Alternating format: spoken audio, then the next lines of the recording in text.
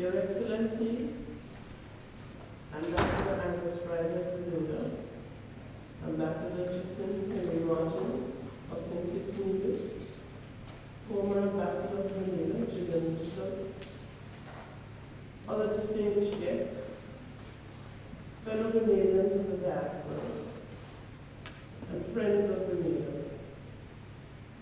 It is a privilege and an honor for me to welcome you here this evening on behalf of my sister, named Lois LaGrenade, Governor General of Grenada, and patron of the Grenada Public Library Building Fundraising Project.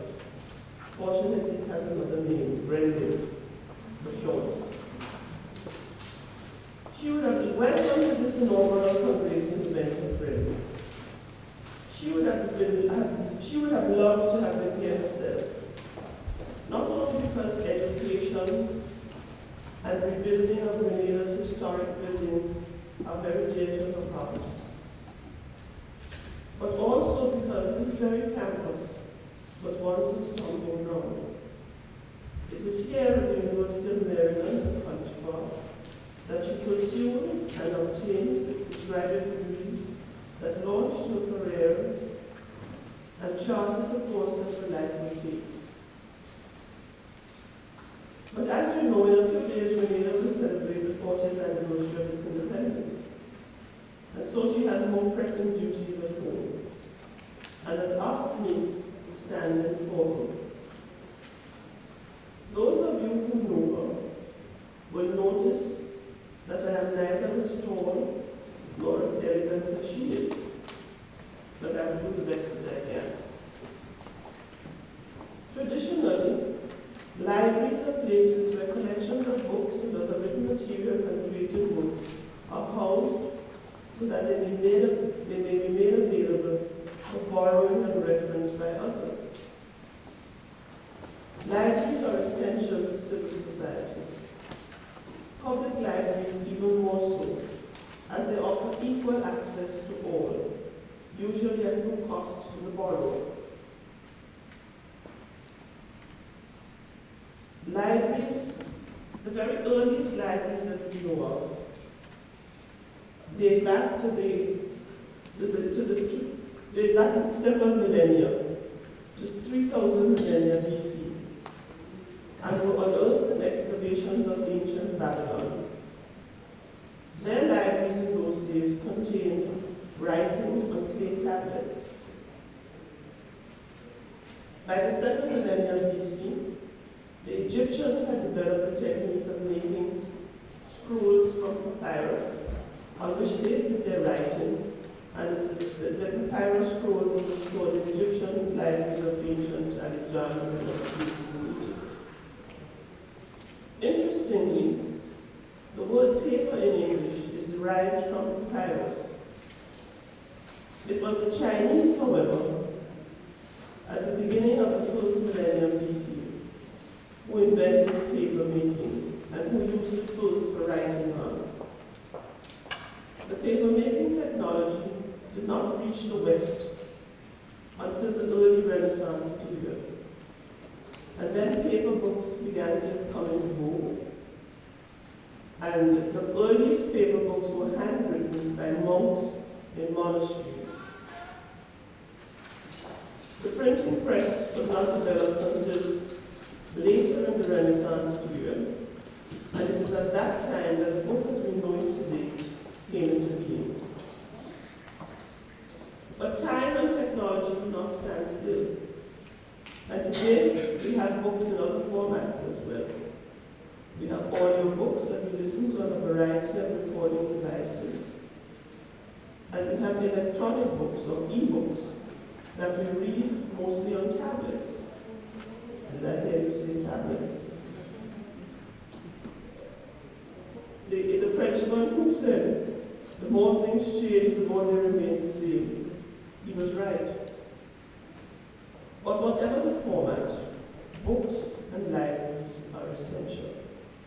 Nothing expands the mind and fires the imagination like reading books. Through reading books, it is possible to be transported to another time and another place, to enter another person's mind and life, all without leaving the comfortable chair that you sit in. Just last week, the New York Times columnist Charles Bloom wrote a column in which he described his lifelong love affair with reading and the profound influence that it had on his life. Reading, he wrote, is magical. Reading is powerful and transformational. Reading books is fundamental. Along with schools and churches, libraries form the heart of a community, especially in small countries like Grenlib. And so it fills me with sadness that nearly 10 years after the devastation of Hurricane Ivan, the Grenada Public Library has still not been restored. And so I applaud my friend, Dr. Merle Collins, mover and shaker behind this Grenlib fundraising project. Merle and I have been friends for decades, from way back when as skinny little 10-year-olds we entered first form at St. Joseph's Convent. Over the years, our friendship has endured and grown stronger. I have always admired her enormous talent, her tremendous accomplishments, academic, literary, and creative, and above all, her unwavering commitment to Grenada. Take action. Don't despair, take action. That's the advice that my favorite radio talk show host gives to callers when they complain that they're disheartened by the state of society today, that the world is falling apart. He cuts them short. He says, don't despair. Take action. Do something to improve the situation. So while the rest of us are saddened by the state of the library, not Merle. Merle has sprung into action and formed this fundraising project to help change things and improve things. And so I strongly encourage you to support her in this endeavor as generously as you can.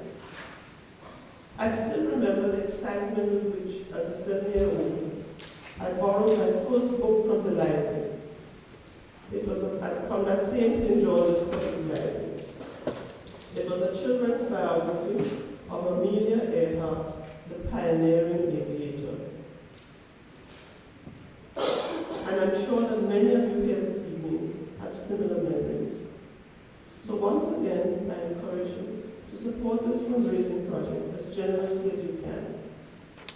Encourage your friends and neighbors and relatives to do the same, so that the children of Grenada, today and tomorrow, may once again experience the excitement and the magic